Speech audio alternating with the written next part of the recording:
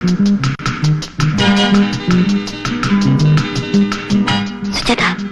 రామచంద్రుడు బజార్కొచ్చాడు. జానకి నా దగ్గర పంపించాలి. ఆ దుర్మార్గుడు ఆడిస్తాడని ఆదరిస్తాడో లేదో తర్వాత సంగతి. ముందు అమ్మాయిని బయటికి పంపించండి.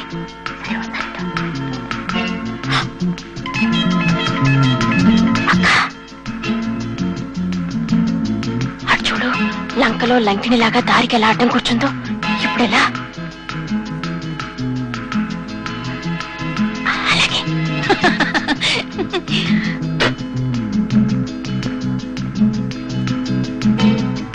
ఏ కిందికొచ్చా? ఆకలిస్తుందా? నిన్ను తిందామని. అబ్బో అబ్బో, ఆకలి జోకులు.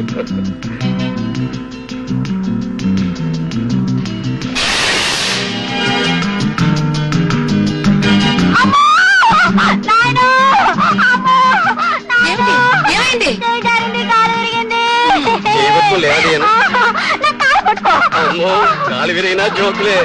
విన్నావా రాజ్యం? జోకులు.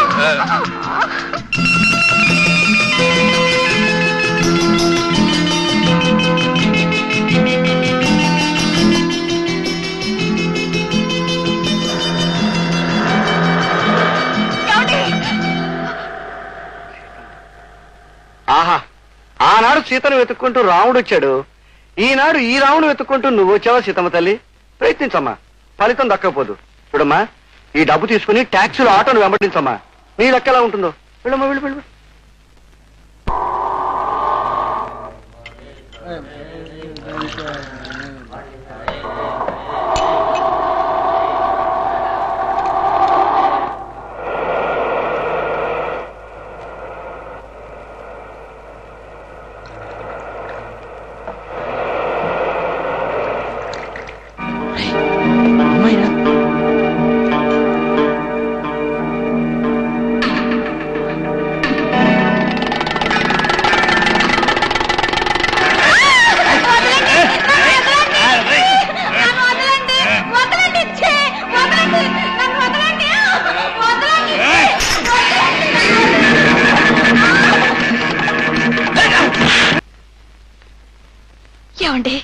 సమయానికి నేను రాబట్టి సరిపోయింది, లేకపోతే ఈ పాటికి ఏమైంది?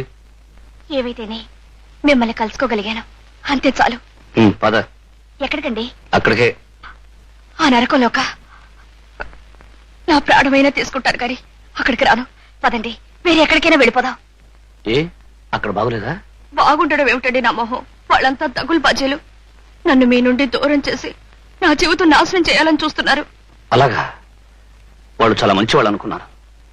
నాకు ఉద్యోగం వచ్చే వరకు నిన్ను చాలా జాగ్రత్తగా చూస్తారనుకున్నాను. ఇంత మోసం చేస్తారా?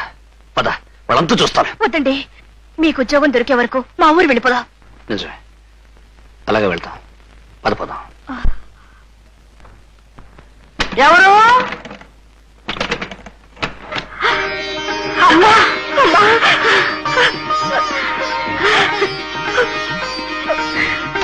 వచ్చావా అమ్మా? నన్ను చూడటానికి వచ్చావా అమ్మా? నీకోసం నా కళ్ళల్లో ఒత్తులేసుకుని మరీ ఎదురు చూస్తున్నానమ్మా. బాబు, నా తల్లి, పోనీలే అమ్మా, ఇంకా 100 ఏళ్ల జీవితం ముందే ఉంది. వచ్చే ఏడాదికి మనవడు ఈ అమ్మమ్మని మురిపించి మరీ పుడతాడు. బాబు, మీరు కూర్చోండి. అమ్మా, నువ్వు కూర్చో. కాంతం పిన్నే, సుబ్బయ్య బాబాయ్, లక్ష్మా లక్ష్మా, నీ వీడు చల్లకుండా నా మాటను. మా అమ్మాయి అత్తారింటి కాడి నుంచి వచ్చింది. ఇదిగో మా అల్లుడు కూడా వచ్చాడు. నేను మాత్రం ఒక్కకొచ్చేది ఇక్కడ అన్నాళ్ళు ఉంటాను. నేను కూడా ఆడుతూనే పోతాను. ఇదిగో మా అమ్మాయిని మా అల్లుడిని చుట్టాను కదా. రావమ్మా రావమ్మా రావమ్మా రావమ్మా, నా కూతురు అల్లుడు వచ్చారు. ఇక నేను ఈ ఊళ్ళో ఉండలేను. నన్ను మా అల్లుడు ఎప్పుడో పట్టం రమ్మన్నాడు. ఈసారి మా అమ్మాయితో పాటు నేను కూడా వెళ్తున్నాగా. వాళ్ళని చుట్టాను. నువ్వు రావా? వస్తే కాంతం, కాంతం, అక్కని బావుని నువ్వు చూడాలన్నావుగా. వాళ్ళు వచ్చారా? పెద్దమ్మా, ఇప్పుడే వస్తున్నాను కదా. ఇదిగో కాసిన పూలు ఎత్తుకోసుకురా, అక్క పెట్టుకుంటుంది. అట్టకి పెద్దమ్మా. లక్ష్మా, రాగమ్మా, సుబ్బమ్మా, రండి రండి, నా కూతురు వచ్చింది. మా అల్లుడు వచ్చాడు. కూతురు రండి రండి. అయ్యో, అల్లుడేమిటి, అమ్మాయి ఏమిటి, రావడేమిటి? ఏదో కలవరిస్తున్నావు. ముసలానికి ఏం అనాథ పట్టుకుంది. వయసు పెరిగిపోయి మనసు కలవరిస్తుంది. ఆ సుందరయ్య దగ్గర అడ్రస్ తీసుకుని అమ్మాయి దగ్గరికి వెళ్ళిపో. చూడు పెద్దమ్మా, అక్కడి నుంచి ఉత్తరం గిత్తరం రాదు గాని అడ్రస్ తెలుసుకుని నీ కూతురు దగ్గరికి వెళ్ళు. వెళ్తారు బాబు, ఎలాగైనా వెళ్తాను. దాన్ని చూడకుండా నేను బ్రతకలేను. నా బిడ్డ నా కళ్ళల్లో మెదులుతాంది. వెళ్తాను, తప్పకుండా వెళ్తాను. మాట్లాడరే చెప్పు, వెంటనే నాకు తెలియాలి, లేకపోతే మీ అందరినీ. ఆగు, నేనే పంపించాను. నువ్వా? నిన్ను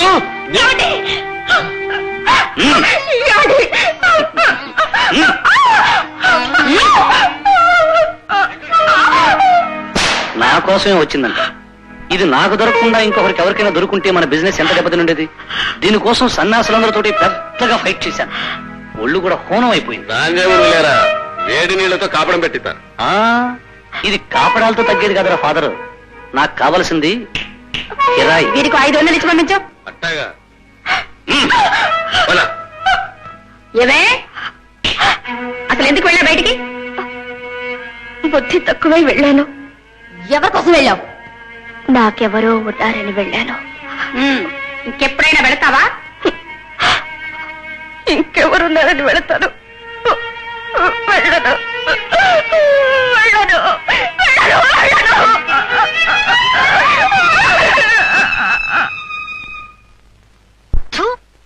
దౌర్భాగ్యుడా, నీది ఒక బ్రతుకేనా? వెదవ బ్రతుకు. పెళ్ళాన్ని ఏడ్పించే వాళ్ళున్నారు, తిట్టేవాళ్ళున్నారు, కొట్టేవాళ్ళున్నారు, డబ్బు తెమ్మని పుట్టింటికి పంపించేవాళ్ళున్నారు, నచ్చకపోతే వదిలేసేవాళ్ళున్నారు. కాని కట్టుకున్న పెళ్ళాన్ని తార్చేవాళ్ళు, అమ్మేసేవాళ్ళు, తాచుకుని బ్రతికేవాళ్ళు ఎవరు ఉండర్రా. ఈ ప్రపంచంలో దరిద్ర జన్మ ఏదైనా ఉంటే అది నీది.